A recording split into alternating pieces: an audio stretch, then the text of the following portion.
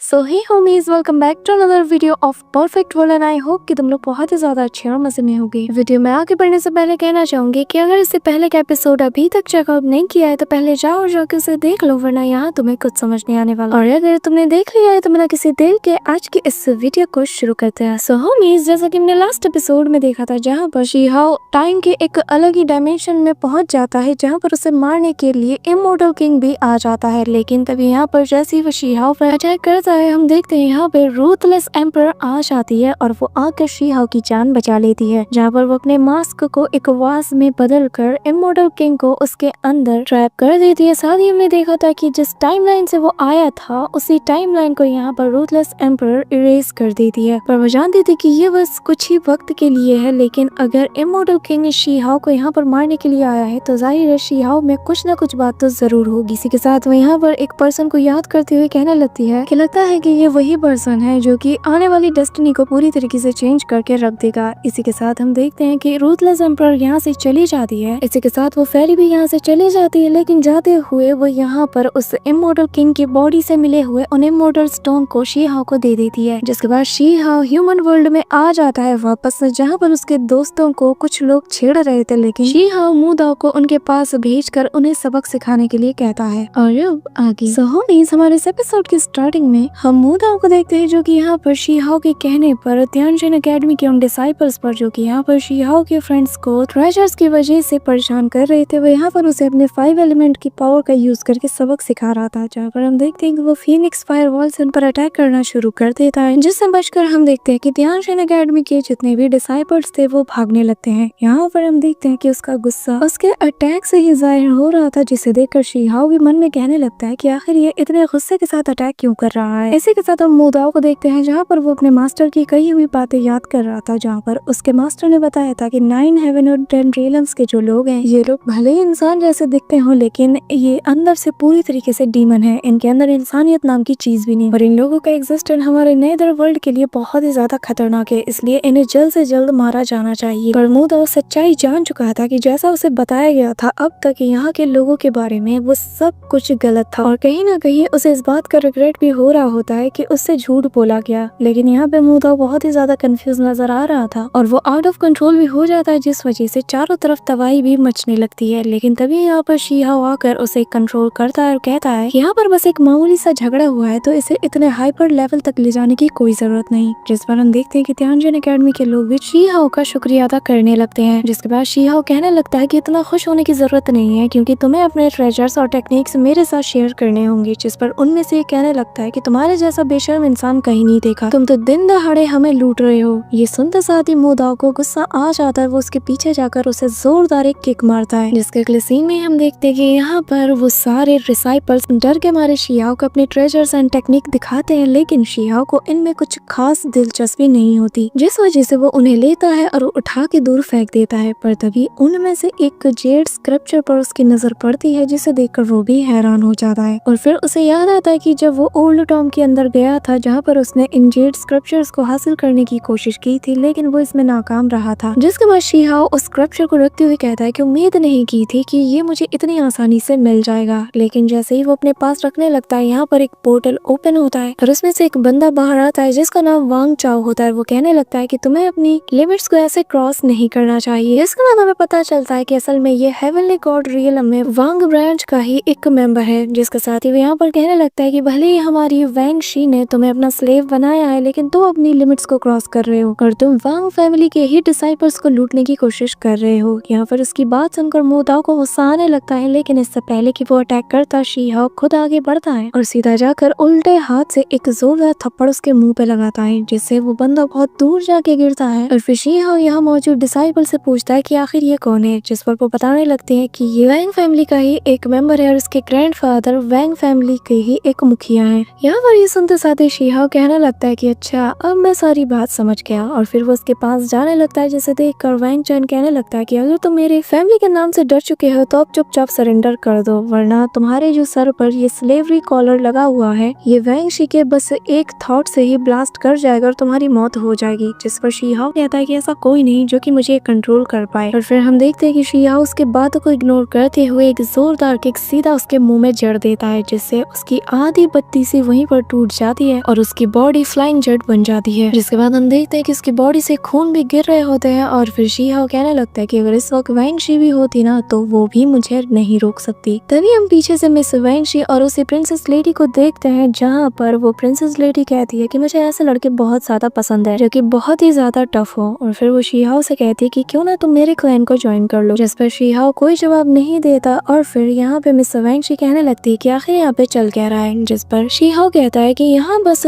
थोड़ी सी बातचीत चल रही थी, इससे ज्यादा कुछ नहीं। कि तभी हम देखते हैं कि वैंग फैमिली के डिसाइपल जैसे ही कुछ बोलने वाले थे तभी शी हाओ उनकी तरफ एक कोल्ड लुक देता है और वो लोग कहने लगते हैं कि हाँ हाँ ये बिल्कुल ठीक कह रहा है। पर यहाँ पर मिस वैंग शी समझ आती है कि शी हाओ की पावर अब पहले से कई गुना ज्यादा बढ़ चुकी है और अगर ऐसे ही ये प्रोग्रेस करता रहा तो फ्यूचर में इसे कंट्रोल करना मुश्किल हो जाएगा। जिसके बाद वो शी हाओ से कहने लगती है कि हमारा ये सफर बहुत ही ज्यादा अच्छा रहा और हमने बहुत सी चीजें भी अचीव की हैं और अब अकेडमी में वापस जाने के बाद मैं तुमसे पर्सनली मिलना चाहूंगी क्योंकि मुझे तुमसे कुछ डिस्कस करना है। इसी के साथ हम उसी बंदे को देखते हैं जैसे कि अभी शी हाओ ने सबक सिखाया था और वो एक पत्थर के नीचे दबा हुआ होता है। कि तभी यहाँ पर उसकी बॉडी से एक और जेड स्क्रिप्चर बाहर निकलने लगता है, जो देखकर यहाँ पर मो दाओ भी शॉक्ड हो जाता है। लेकिन तभी शी हाओ अपनी सक्शन फोर्स की मदद से उस स्क्रिप्चर को ले लेता है और दोनों स्क्रिप्चर को आपस में फ्यूज करने लगता है। यहाँ पर मिस वैंग शी भी ये देखकर हैरान थी कि ये लड़का उसके ही कबीले के जितने डिसाइपल्स हैं उन्हें मारकर उनके ट्रेजर्स को हासिल कर रहा है, पर फिलहाल के लिए वो ज्यादा कुछ नहीं कर पाती। इसी दौरान यहाँ पर एक पोर्टल ओपन होता है जिसमें से तियानशिन एकेडमी का वो शिप बाहर आता है, जिसके अंदर से थर्ड एल्डर और सेकंड एल्डर बाहर आते हैं। यहाँ पर सेकंड एल्डर की नजर जैसे ही दो सेलेस्टियल स्क्रिप्चर्स पर जाती है वो कहने लगता है कि ये बहुत ही ज्यादा रेयर है और इन्हें एक साथ पाया जाना उससे भी ज्यादा रेयर है। लड़के, लगता है तुम्हारी ट्रिप बहुत ही ज्यादा फायदेमंद रही। कि तभी हम देखते हैं कि थर्ड एल्डर यहाँ पर शी हाओ से कहने लगता है कि क्या तुम इन सेलेस्टियल स्क्रिप्चर को एकेडमी को देना चाहोगे ताकि इनमें छिपे ट्रू मीनिंग को सीख कर हम यहाँ हमारे जितने भी डिसाइपल्स हैं उन्हें भी इसके बारे में सिखा सके ताकि वो और ज्यादा पावरफुल बन जाए और आने वाले वॉर में हमारी स्ट्रेंथ और ज्यादा इंक्रीज हो जाए। यहाँ पर हम देखते हैं कि मिस वैंग शी टेलीपैथी के थ्रू शी हाओ को ऐसा करने से मना करती है और कहती है कि ये जो सेलेस्टियल जेड स्क्रिप्चर्स हैं ये हमारे वैंग फैमिली के डिसाइपल्स की हैं तो तुम्हें इन्हें नहीं देना चाहिए। लेकिन शी हाओ उसकी बात को इग्नोर करते हुए थर्ड एल्डर को ये जेड स्क्रिप्चर्स दे देता और कहने लगता है कि इस वक्त दुश्मन हमारे घर के चौखट पे खड़े हैं और हम इस वक्त अपने बारे में नहीं सोच सकते, इसीलिए बेहतर यही होगा कि हमारे जो एल्डर्स हैं वो इसकी जिम्मेदारी लें और इसके ट्रू मीनिंग को समझने में हर एक डिसाइपल की मदद करे। जिसके बाद वो उन्हें दे देता है। लेकिन मिस वैंग शी को यहाँ पर बहुत ही ज्यादा गुस्सा आता है पर इस वक्त वो कुछ नहीं कर सकती। इसी के साथ थर्ड एल्डर यहाँ पर उस शिप को एक्टिवेट करते हुए कहता है कि सभी लोग अभी के अभी शिप पे सवार हो जाओ क्योंकि हम सभी लोग वापस जा रहे हैं। यहाँ पर तभी सेकंड एल्डर की नजर मो दाओ पर पड़ती है और फिर वो समझ जाता है कि ये हमारे रियलम का नहीं है। लेकिन तभी यहाँ पर ये सभी लोग उस शिप पे सवार हो जाते हैं और फिर दोबारा से तियानशिन एकेडमी की तरफ रवाना हो जाते हैं। इसी दौरान सीन शिफ्ट होता है और हमें वो रैबिट गर्ल और उस फैट गाय को दिखाया जाता है जहाँ पर वो किंग यी को अपने पूरी जर्नी के बारे में बताते हैं। साथ वे यहाँ पर उसे ये भी बताते हैं कि कुछ डिसाइपल्स तो मारे गए और कुछ का तो पता तक नहीं, लेकिन जो लोग भी मरे हैं बताया यही जा रहा है कि उनके पीछे शी हाओ का हाथ है। साथ ही यहाँ पर ये लोग मिस वैंग शी के उस सर्वेंट यानी कि अपने शी हाओ की ही बात कर रहे होते हैं और बताने लगते हैं कि वो बहुत ही ज्यादा पावरफुल है। उसने नेदर वर्ल्ड के दो पावरफुल बंदों को सिंगल हैंडेडली पूरी तरीके से निपटा दिया था। यहाँ पर हम देखते हैं कि पीछे से जेसिका अपनी इनकी बातें सुन रही थी और वो कहीं ना कहीं समझ आती है कि ये वैंग शी का जो सर्वेंट है ये और कोई नहीं बल्कि शी हाओ ही होगा। इसी के साथ सभी जगह पर ये खबर भी फैल जाती है कि शी हाओ ने नेदर वर्ल्ड के एक बंदे को अपना सर्वेंट बना लिया है। मतलब कि वैंग फैमिली के एक सर्वेंट ने नेदर वर्ल्ड के एक पावरफुल बंदे को अपना सर्वेंट बना लिया है। लेकिन यहाँ पे जो सेकंड एल्डर होता है उसे इस बात पे शक होता है, इसी वजह से वो यहाँ पर मो दाओ को एल्डर काउंसलिंग में पूछताछ के लिए बुलाता है। बेसिकली यहाँ पर हम देखते हैं कि जो मो दाओ होता है उस पर सेकंड एल्डर बहुत ही ज्यादा टॉर्चर कर रहा था। वो यहाँ पर उसकी सोल सर्चिंग कर रहा था लेकिन उसकी सोल पर इटरनल मार्क होने की वजह से ये काम इतना ज्यादा आसान नहीं था। कि तभी यहाँ पर शी हाओ को भी ये खबर लग जाती है और वो दौड़ते हुए मो दाओ के पास जाने लगता है। रास्ते में कुछ डिसाइपल्स उसे रोकने की कोशिश करते हैं लेकिन शी हाओ उन्हें भी निपटा देता है। जिसके बाद जैसे ही शी हाओ हॉल के अंदर पहुंचता है वो पाता है कि यहाँ पर जबरदस्ती सोल सर्चिंग करने की वजह से मो दाओ की जो बॉडी थी वो एक्सप्लोड करने वाली थी। लेकिन तभी यहाँ पर वो अपने से गोल्डन पगोड़े को बाहर निकाल कर के तभी हम देखते हैं कि थर्ड एल्डर भी इस काम में उसकी मदद करते हैं और वो यहाँ पर उसे सप्रेस करने की कोशिश करता है। यहाँ पर ये सब देखकर सेकंड एल्डर कहने लगता है कि ये दूसरे वर्ल्ड का एक जासूस भी हो सकता है, इसलिए हमें इस पे लगातार रिसर्च करनी चाहिए। जिस पे थर्ड एल्डर इसके के खिलाफ जाते हुए कहता है कि हम भले ही दूसरी दुनिया के बारे में जानना चाहते हैं लेकिन किसी को ऐसे तड़पा के नहीं। इसी दौरान यहाँ पर एक पावरफुल बीइंग के आने की प्रेजेंस सभी को फील होती है और यहाँ पर तेज रोशनी के साथ बहुत सी फीनिक्स बर्ड्स निकलते हैं, जिसके साथ ही यहाँ पर तियानजिन एकेडमी के द ग्रेट एल्डर मिन तियांगजिन आ जाते हैं और जिनका पावर लेवल इस वक्त सुप्रीम बीइंग रियलम के ऊपर है। यहाँ पर सभी लोग उन्हें देखते साथ ही रिस्पेक्ट देने लगते हैं और शी हाओ कंफ्यूज होता है। इसी के साथ सीन शिफ्ट होता है और हमें मिस वैंगशी के मेंशन का सीन दिखाया जाता है जो कि चारों तरफ से बैरियर से घिरा हुआ था। कि तभी हम देखते हैं कि यहाँ पर वांग फैमिली के एल्डर्स आ जाते हैं, जिन्हें कि यहाँ पर मिस वैंगशी की सर्वेंट बताने लगती है कि यहाँ पर कि मिस वैंगशी का जो सर्वेंट था उसने उन्हें यहाँ पर किडनैप करके रखा हुआ है और हम चाहकर भी इस बैरियर की वजह से अंदर नहीं जा पा रहे, जिसे कि यहाँ पर मु दाओ प्रोटेक्ट कर रहा है। इसी दौरान यहाँ पर वही प्रिंसेस वॉर लेडी भी आ जाती है जो कि आकर कहने लगती है कि लगता है कि मिस वैंगशी ने अपना चाल चल दिया है। वैसे आप लोग यहाँ पर इतने परेशान क्यों हो रहे हो? जो कुछ भी हो रहा है उसकी मर्जी से हो रहा है। जिस पर यहाँ मौजूद एल्डर्स गुस्से के साथ कहते हैं कि ऐसा कुछ भी नहीं हो सकता क्योंकि मिस वैंगशी की ऑलरेडी एंगेजमेंट हो चुकी है, तो वो यहाँ पर इस सर्वेंट के साथ क्या कर रही है। जिसके बाद वो एल्डर यहाँ पर मु दाओ के पास जाकर कहने लगता है कि हमारे रास्ते से हट जाओ, हमें अंदर जाना है। कि तभी यहाँ पर शी हाओ की आवाज आती है जो कि चिल्लाते हुए कहता है कि आखिर किसमें इतना दम आ चुका है कि यहाँ पर मुझे आकर डिस्टर्ब कर रहा है। क्या तुम लोगों को नजर नहीं आ रहा कि यहाँ पर मैं और मिस वैंगशी कल्टीवेट कर रहे हैं? यहाँ पर उस एल्डर को मिर्ची लग जाती है। वो कहने लगता है कि तुम्हारी हिम्मत कैसी मुझसे ऐसे बात करने की? क्या तुम भूल चुके हो कि तुम्हारे सर पर हमारे वैंग फैमिली का वो ब्रेसलेट लगा है जिसकी वजह से हम जब चाहे तुम्हें तब मार सकते हैं। जिस पर शी हाओ कहता है कि अपनी बकवास बंद करो, तुम यहाँ पर कुछ ज्यादा ही बोल रहे हो। यहाँ पर वो एल्डर बहुत ही ज्यादा गुस्से में आ जाता है और अपने सारे डिसाइपल से कहता है कि इसी वक्त इस बैरियर को डिस्ट्रॉय कर दो। जिसके बाद वो सारे डिसाइपल्स उस बैरियर पर अटैक करने लगते हैं, लेकिन सामने यहाँ पर मु दाओ खड़ा था जो कि इमीडिएटली एक पाम अटैक करके इन्हें दूर पटक देता है। और फिर मु दाओ कहने लगता है कि तुम्हारी हिम्मत कैसे है कि इतनी कम स्ट्रेंथ के साथ मेरा सामना करने मुंह उठा के चले आए, जाकर अपने किसी बड़े को भेजो।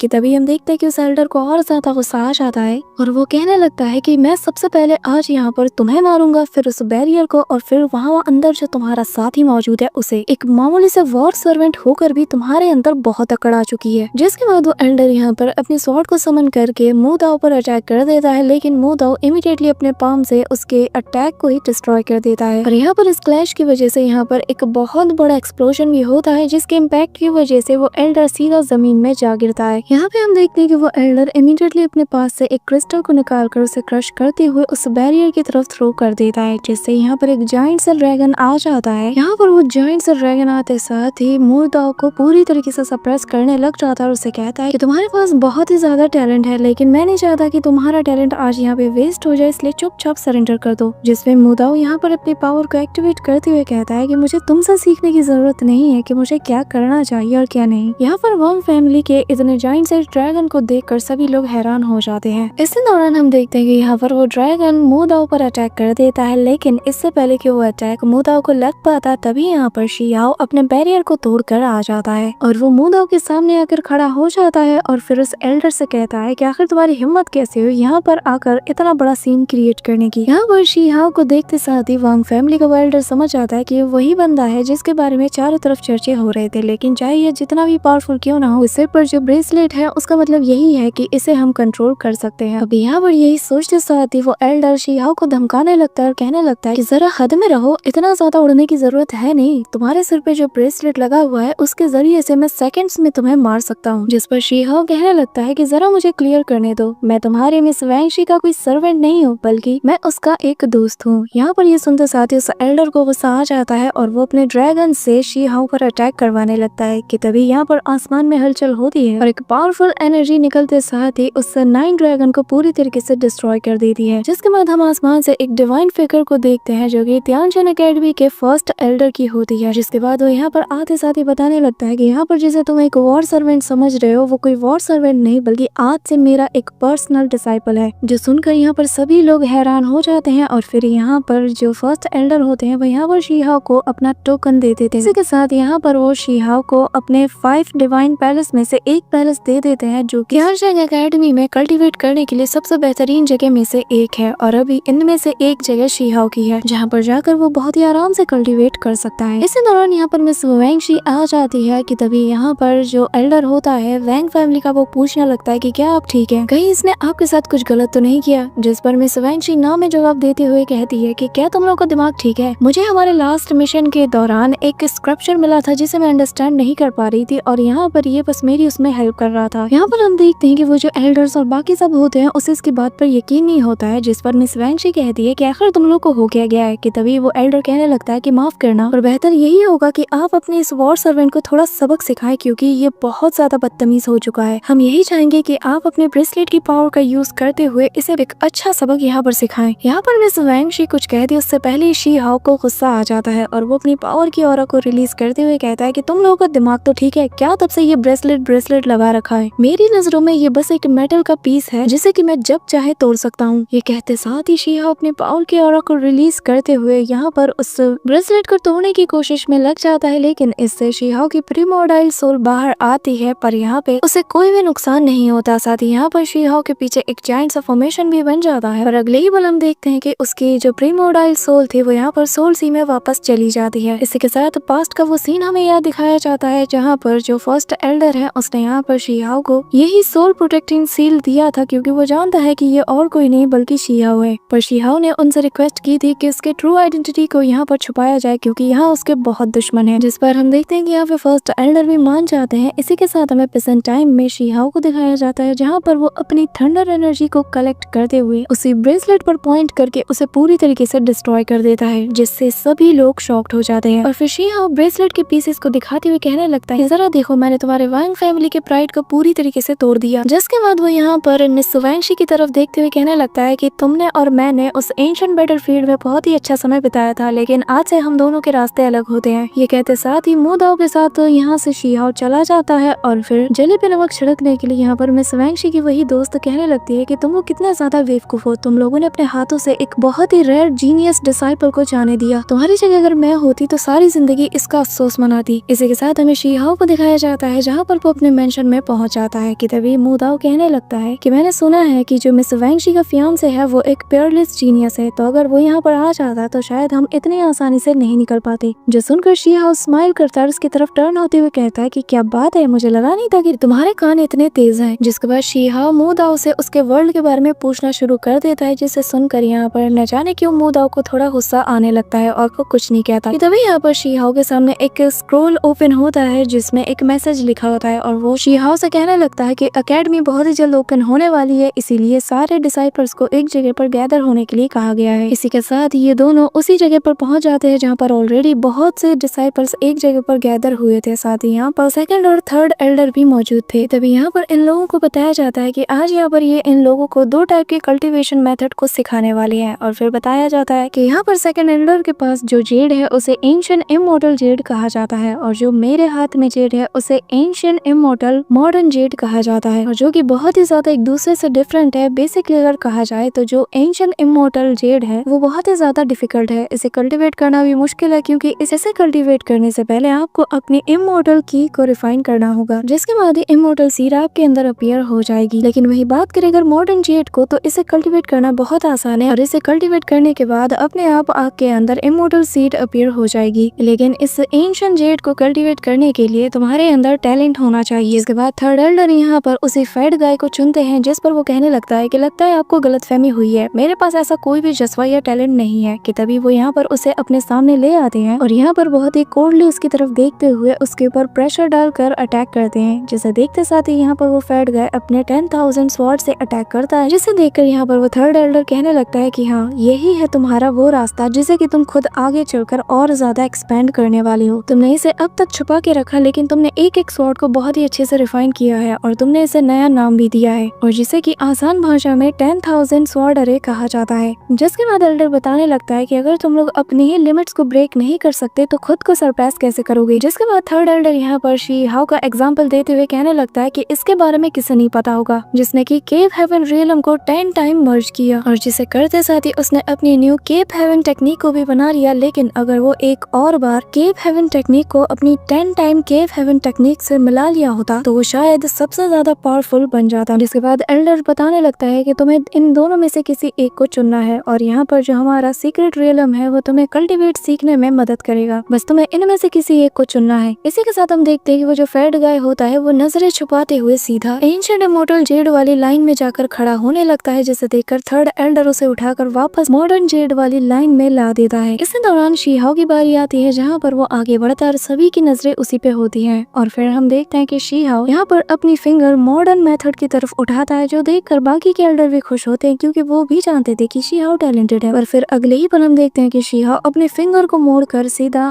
एंशिएंट मेथड की तरफ कर देता है, जिसे देखकर सभी लोग हैरान हो जाते हैं। और शीहाओ उसी लाइन में बढ़ने लगता है, जिसके बाद थर्ड एल्डर कहने लगते हैं कि आखिर इसने क्या कर दिया। So that's it for today guys. I hope कि तुम सबको आज की वीडियो काफी ज्यादा पसंद आई होगी। अगर हाँ तो वीडियो को लाइक करना, चैनल पे नए हो तो सब्सक्राइब करना। तो मिलते हैं नेक्स्ट वीडियो में, तब तक के लिए बाय।